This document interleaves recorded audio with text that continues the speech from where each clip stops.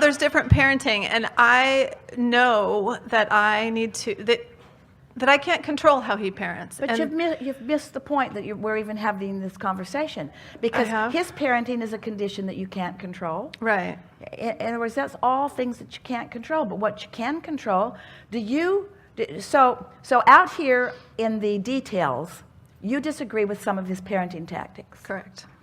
And he disagrees with some of your parenting tactics. Mm-hmm. And the children have got your number. Mm-hmm. If they can get the two of you stirred up against each other, mm-hmm. they are in the clear for a little while. So out there in the details of all of this, it's sort of endless. It's just sort of different scenarios, but it's sort of the same thing keeps going. So, but as you get back into this alignment that we're talking about, so you disagree with his parenting skills, and if you were to write a book about it or even discuss it with a group of lovely people as these that are in this room, you would find some agreeing with him and some agreeing with you. In other words, there could be a world debate over if this happens, then what should you do? And if this happens, then what should you do? But all of that is so poorly orchestrated and executed in comparison with your alignment with Source, who knows everything that's in your vortex and where you are in relationship to it, and everything that's in your children's vortex and where they are in relationship to it. So your inner being, the Source within you, knows what the path of least resistance is for all of you to get to where you want to be. And as any of you are in alignment with that, the impulses that you feel will guide you there. So even if your husband is executing the most horrible, by everybody on the planet, including your standards about what good parenting is, the fact that you're focused upon something that has you disconnected from Source means Source is not looking at your husband's parenting skills in the way that you are. It means that Source is knowing. Source, for example, is focused upon the good intent of your husband. Source, for example, is focused upon the love that Source knows that your husband has for the children and for you. In other words, you're not going to get Source in the middle of the argument. Why are you willing to get into the middle of the argument? That's really a good way to put it.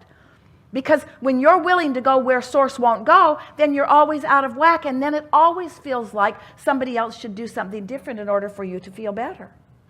Got it. Oh, it's so easy to live a conditional life. We know that. When conditions are good, when you wake up and the kids are still asleep, we know. We know. You tiptoe around the house. I would brush my teeth, but they might hear the water running. Don't ring the doorbell, don't ring the doorbell, don't ring the doorbell, don't ring the doorbell. Oh, you've changed the conditions of my world. Now you have awakened the children.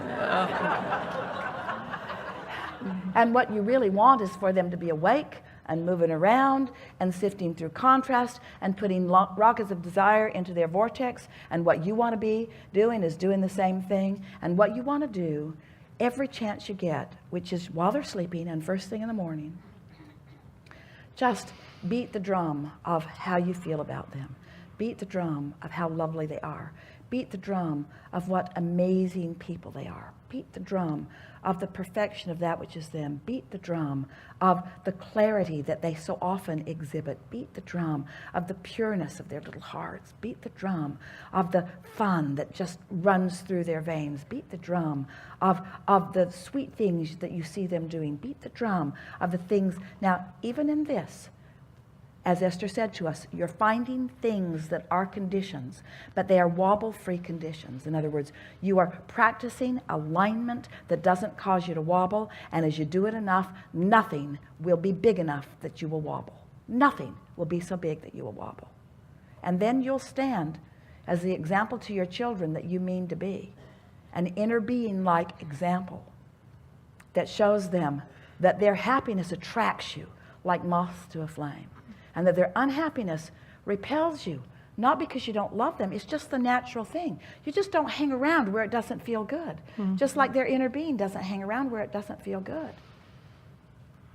Take from yourself the burden of controlling uncontrollable conditions and accept the responsibility of controlling something that you can for sure control. And set yourself up for success in that by leveraging your energy with the energy of your true trajectory, so that next time or sometime soon, when they're squabbling, you're just standing back and just loving them so completely, even in the midst of their squabbling, that you just find the whole thing sort of cute and amusing. And now it's no fun to try to get you involved. Hey, Mom, she did, he did, she did, he did, because you're just standing there enjoying all of it. You're not going to take sides in it, because I just say thank you for the story, and they usually are like, okay. You're not going to get all twirled up in it, because you're steady where you are. You're loving them where you are. It's no fun to complain to someone who doesn't join you in the complaint. You just get tired of it. And for a while, you try harder to get them to see it your way. Esther would say to Jerry, I really want to talk about this, because I really want to know what you think. And Jerry would say, I think you really want me to agree with what you think. No, I really want to know what you think. But she really wanted him to just agree with what she was thinking. Sounds familiar. Because she was looking for validation in all the wrong places. She was looking for consensus in all the wrong places. Look for consensus with source, and then have your conversation. And it won't take long before your children will remember what true alignment feels like. They do it all the time. Amplify that. Amplify that. Not with slobbery, over the top, I love you so much because you're being nice to each other finally for a minute words. Not like that. Just train yourself into remembering who they are, and don't let the conditions of their temporary behavior derail you from your conviction of who they really are. Wouldn't you do? Because then you're free to go out in the world. Otherwise, if people have got to behave, you've got limited places that you can go. You got to go only the places where people think like you. So find some church. Good luck.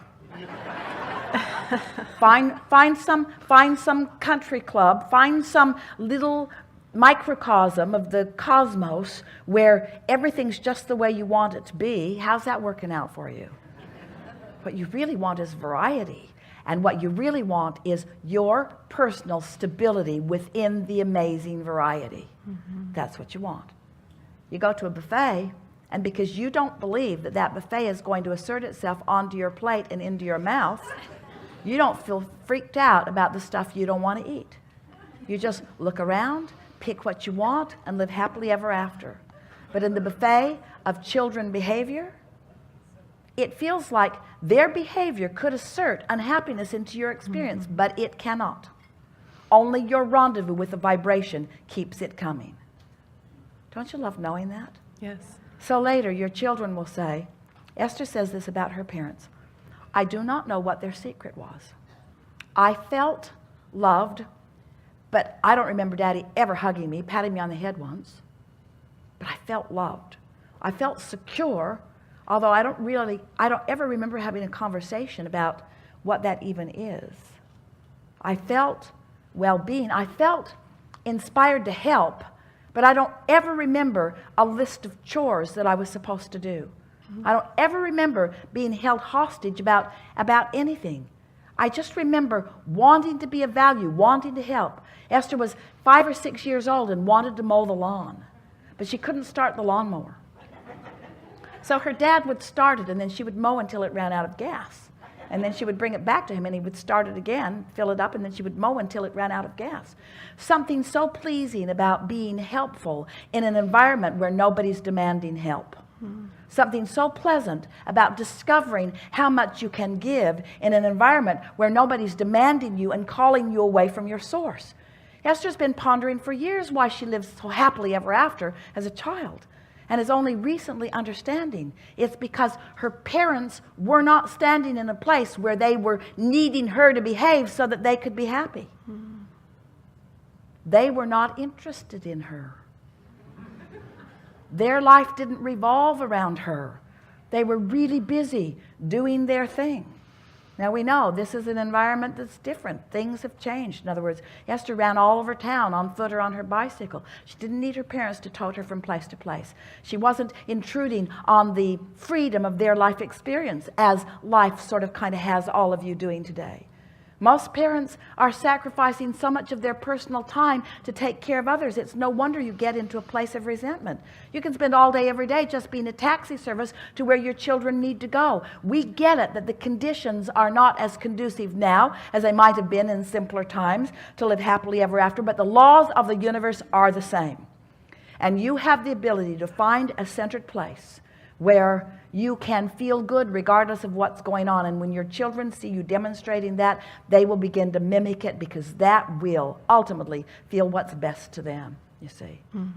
Be inner being like. So your children say, why aren't you listening to me? And you say, because what you're saying is making me wobble. And they'll say, what do you mean? And you'll say, because I just love loving you so much. And if I listen to you, I'm getting mad. You're making me mad because I know that's not who you are. I know you're kind and you're not being kind. I know you love your sister or your brother and you're not loving your sister and your brother. So if I focus on that, I wobble and I don't want to wobble. Well, you're supposed to love us, which means you're supposed to pay attention to us. I do love you. That's why I'm not paying attention to you right now. I pay attention to you a lot, and sometimes I just go off and think about how much I love you. But sometimes you make it hard, and so I make it easy on myself because I want to love you all the time, which means when you're acting like that, I got to go someplace else to love you. And I want to love you more than anything in the world. So if that means I have to go where you're not or think about things that you're not doing, then I'm willing to do it, because loving you means that much to me. That'll get their attention.